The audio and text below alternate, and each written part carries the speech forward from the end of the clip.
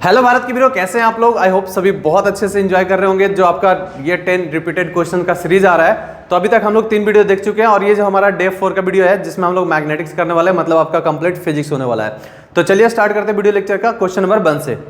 Question number 1 देखिएगा क्या कह रहा है। Draw a level diagram to show the pattern of magnetic field lines produce due to a current carrying a straight conductor, mark it direction of in the conductor direction of magnetic field. आपको क्या पूछ रहा है बेटा, direction of magnetic field पूछ रहा है। तो डायरेक्शन ऑफ मैग्नेटिक फील्ड निकालने के लिए आप लोग सिंपल क्या करेंगे, यहाँ पे देखिए कि अगर मान लीजिए कोई करंट कैरिंग वायर है और करंट हमने किधर की दिया है बेटा, अपवर्ड डायरेक्शन में। तो सिंपल है, आपने क्या करना है, राइट हैंड लेकर आना है and put the your thumb along the direction of current. आपने क्या करना है, राइट हैंड निकालना है and put the thumb along the direction of current.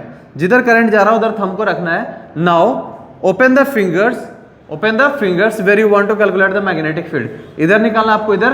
तो आपने क्या करना है, कर्ल करना है, curl the fingers of right hand palm, then a straight thumb will give the direction of current. Current किधर जा रहा है, ऊपर। अब कर्ल किधर करना पड़ रहा है आपको, तब ऊपर जा रहा है फिंगर्स क्लॉकवाइज। किधर करना पड़ रहा है, क्लॉकवाइज, है ना।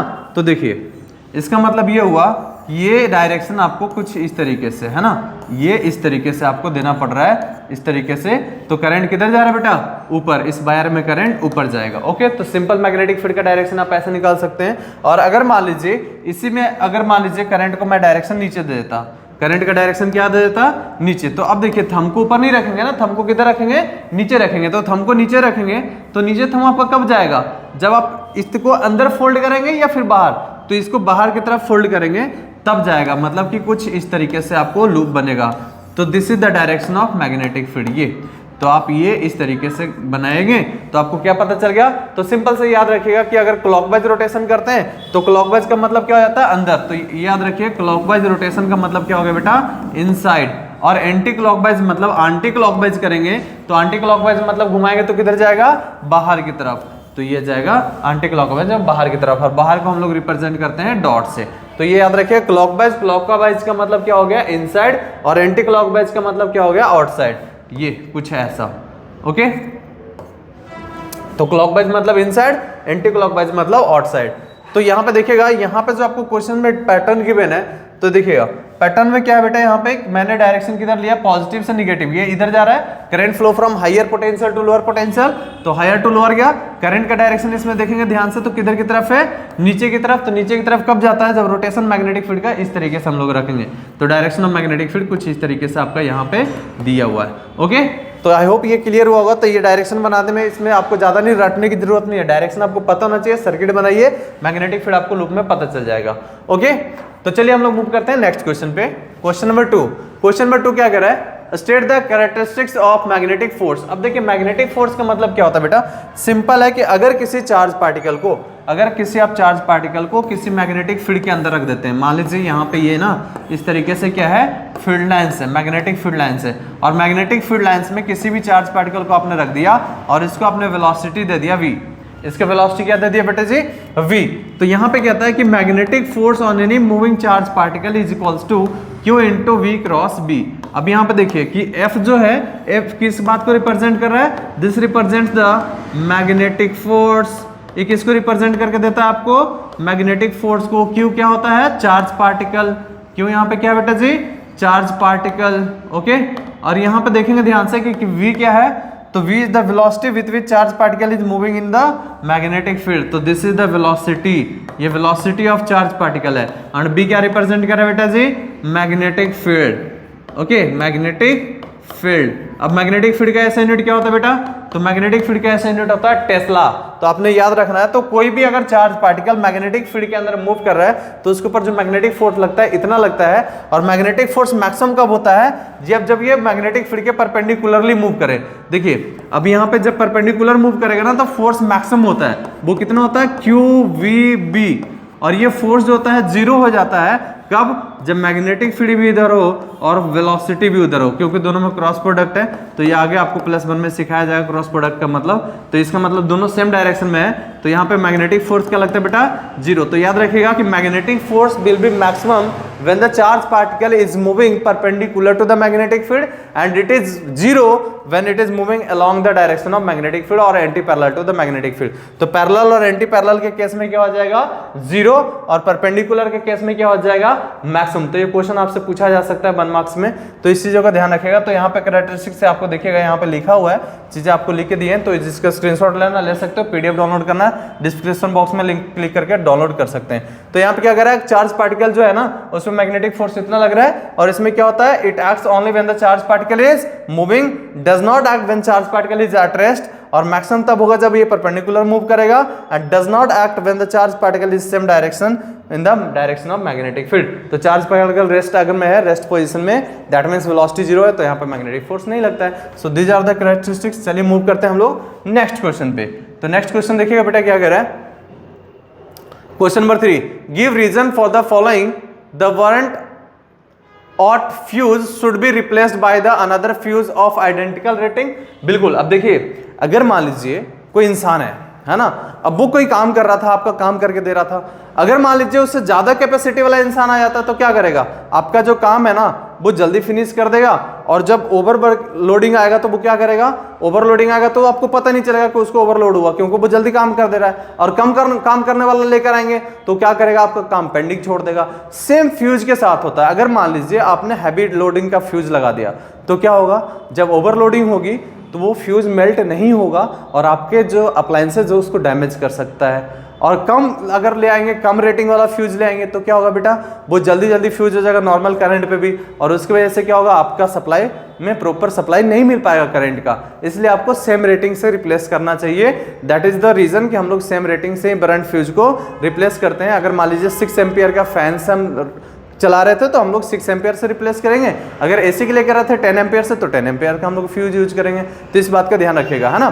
तो यहाँ पे वही आपको सारी चीजें लिखा हुआ कि बरंट फ्यूज को हम लोग किस तरीके से रिप्लेस करते हैं, तो इस बात का ध्यान रखिएगा। चलिए मूव करते हैं हम लोग नेक्स्ट क्वेश्चन पे। Question number 4, state Fleming left hand rule. Left hand rule क्या कहता है बेटा, सिंपल इस तरीके से अपने रूल को याद रखना है। ये निकालिए फिंगर्स को, तो ये जो है ये क्या रिप्रेजेंट कर रहा है बेटा, ये रिप्रेजेंट कर रहा है करंट को, और इस करंट की वजह से क्या हो जाता है बेटा, करंट है तो मैग्नेटिक फील्ड है, और मैग्नेटिक फील्ड है तो फोर्स है। तो सिंपल ऐसे याद रखिए, तीनों म्यूचुअली परपेंडिकुलर होते हैं, ये तीनों फिंगर्स जो होते हैं मैग्नेटिक फील्ड जो होते हैं, और ये सारी जो फोर्स होता है और करंट होता है परपेंडिकुलर होता है। सिंपल करंट निकला, करंट की वजह से क्या होता है बेटा, मैग्नेटिक फील्ड, मैग्नेटिक फील्ड की वजह से क्या होता है, फोर्स। सो सिंपल आपने लिख देना है कि जो मिडल फिंगर होता है that will represent the current, four finger जो होता है that will represent the magnetic field, and the thumb will give the direction of magnetic force. That is what it is. यहाँ पे सिंपल फ्लेमिंग ने यही बताया था। चलिए मूव करते हैं नेक्स्ट क्वेश्चन पे कि what is solenoid, draw the pattern of magnetic field lines of a current carrying solenoid. देखिए बेटा सोलेनॉइड क्या होता है ना, जब पुराने जमाने में देखेंगे ना तो टीवी में ना कुछ इस तरीके से चीजें होती थी। टीवी के अंदर ना आपको इस तरीके से एक रॉड निकलता था, और उस रॉड के अंदर इस तरीके से रैप्ड होता था, क्या, एक कार्बन रॉड के ऊपर इस तरीके से कॉपर वायर को रैप्ड किया जाता था, ये कुछ इस तरीके से। तो ये जो होता है ना हेलिकल फॉर्म में क्या होता है, टाइटली बॉन्ड हेलिकल कॉइल होता है, टाइटली बॉन्ड हेलिकल कॉइल होता है सिलेंड्रिकल शेप में। तो इसको हम लोग क्या बोलते हैं बेटा, सोलेनॉइड। क्या बोलते हैं, it is tightly bond helical coil which is called solenoid. अब यहाँ पे मैग्नेटिक फील्ड की चर्चा करते हैं ना, तो देखिए क्या होता है। इसको थोड़ा सा बड़ा फॉर्मेट में बना रहा हूं ताकि आपको चीजें समझ आएगा। देखिए ये ऐसा है, और हमारे पास ये कुछ ऐसा है, ये ओके। तो ये आप देख पा रहे होंगे। अब यहाँ से जो फील्ड लाइंस होता है ना, फील्ड लाइंस हमेशा जब भी बनाइएगा तो वो कर्व्ड हो जाता है। क्या हो जाता है बेटा, वो कर्व्ड होता है, ये कुछ ऐसा। मैग्नेटिक फील्ड लाइंस हमेशा सीधा नहीं निकलते हैं, कैसे निकलते हैं, कर्व्ड हो जाते हैं। तो यहाँ पे देखिए कुछ ऐसा, ये तो यहाँ से ये एंटर कर रहा है इस तरीके से, और ये इस तरीके से एंटर कर रहा है, और ये इस तरीके से एंटर कर रहा है। जो एंड पॉइंट होगा उसमें क्या बन जाता है बेटा जी, लूप बन जाता है। क्या बन जाता है, लूप बन जाता है। तो this is the field lines due to solenoid. तो सोलेनॉइड की वजह से जब भी आपने फील्ड लाइंस निकालना है कुछ इस तरीके से निकालेंगे कि यहाँ से क्या हो रहा है, एंटर कर रहा है, और यहाँ से क्या कर रहा है, एग्जिट कर रहा है, right. So this is the magnetic field lines due to the solenoid. तो सिंपल है, सोलेनॉइड के बारे में समझ गया कि सोलेनॉइड क्या होता है, it is a tightly bond helical coil होता है, और इसके वजह से जो मैग्नेटिक फील्ड होता है कुछ इस तरीके से एग्जिस्ट करता है। ओके, चलिए मूव करते हैं हम लोग नेक्स्ट क्वेश्चन पे। क्वेश्चन नंबर 6 देखिएगा क्या कह रहा है, describe an activity with a level diagram show that a force acts on current carrying conductor placed in a magnetic field and its direction of current through conductor. Name the rule which determine the direction of this force.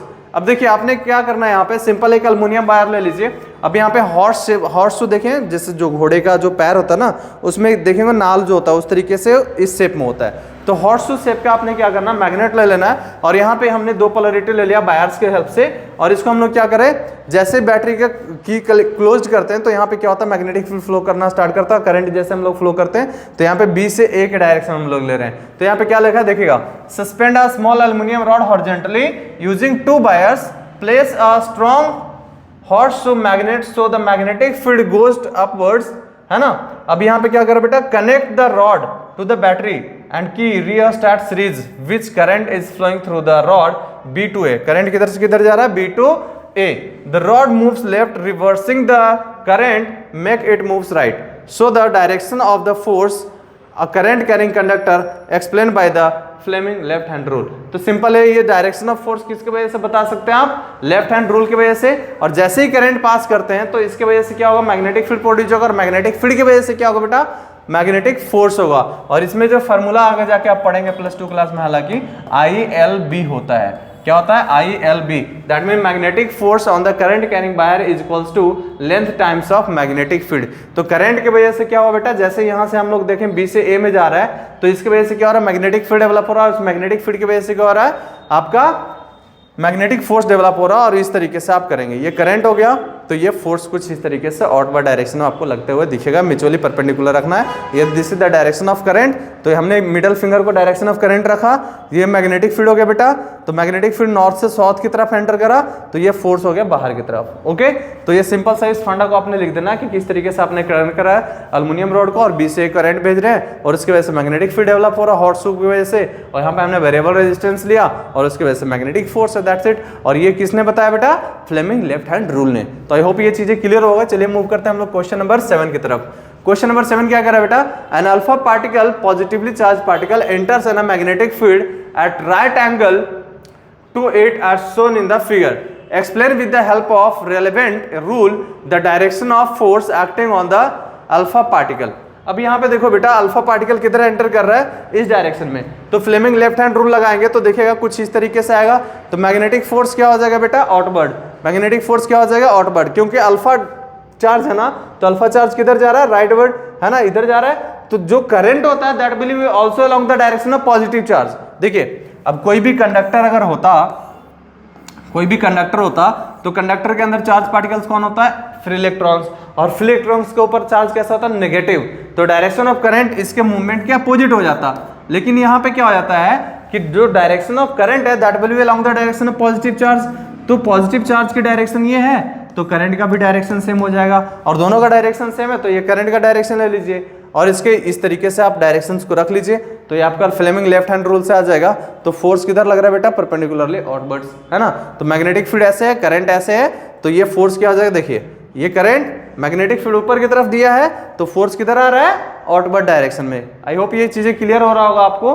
अगर normal इसका method बताएं तो normal method बच्चों को जो मैं सिखाता हूं, तो नॉर्मल मेथड में सिंपल है कि जैसे जैसे आपको चीजें दिया है ना, तो आप उस तरीके डायरेक्शन में रख लो। मैग्नेटिक फील्ड ये गिवन है, करंट आपका ये गिवन है, क्योंकि पॉजिटिव चार्ज का डायरेक्शन है, तो फोर्स ये हो जाएगा। तो किधर आ जाएगा बेटा, पर outward to the plane, out of the plane, out of the plane, किधर आ जाएगा, आउट ऑफ द प्लेन। तो इसका आंसर आ जाएगा आउट ऑफ द प्लेन, और you can say outward, simple कह सकते हैं आउटवर्ड। ओके, तो ये क्लियर होगा। चलिए मूव करते हैं नेक्स्ट क्वेश्चन पे। तो क्वेश्चन नंबर 8 देखिएगा क्या कह रहा है, draw the pattern of lines of force due to a magnetic field through and around a current carrying loop of wire.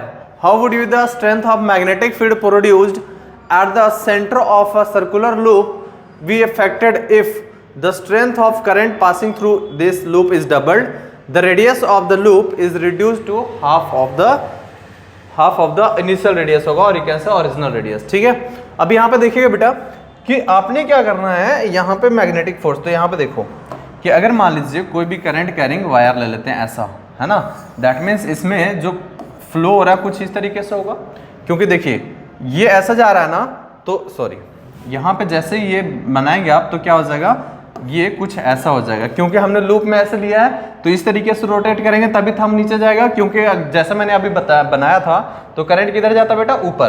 तो जब ये हो रहा है इसका मतलब ये फोर्स किधर कैसे लगेगा, कुछ ऐसे कब्ड होगा, ऐसे क्या हो जाएगा, कब्ड हो जाएगा, क्या हो जाएगा, कब्ड हो जाएगा, क्या हो जाएगा, कब्ड हो जाएगा, ये है ना। और लास्ट में क्या बना देंगे हम लोग, लूप बना देंगे। लास्ट में क्या बना देंगे बेटा, लूप बना देंगे, ये है ना।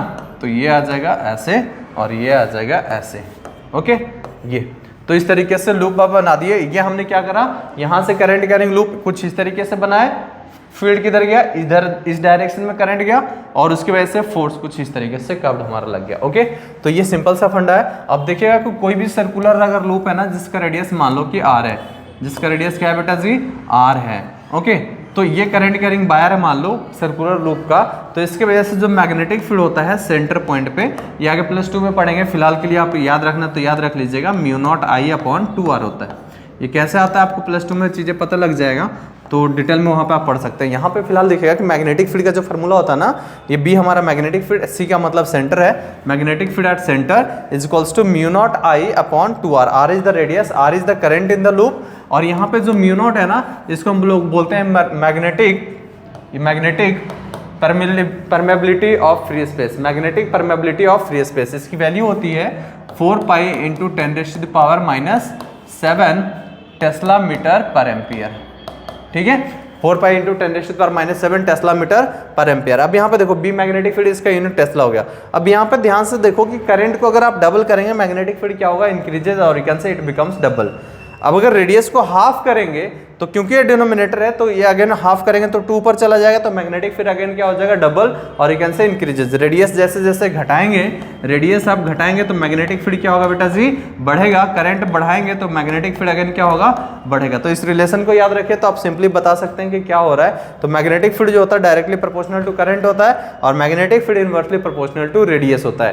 तो ये चीजें आपको क्लियर होगा किस तरीके से हम लोग इसको सॉल्व करेंगे। क्वेश्चन नंबर 8, चलिए मूव करते हैं हम लोग नेक्स्ट क्वेश्चन की तरफ।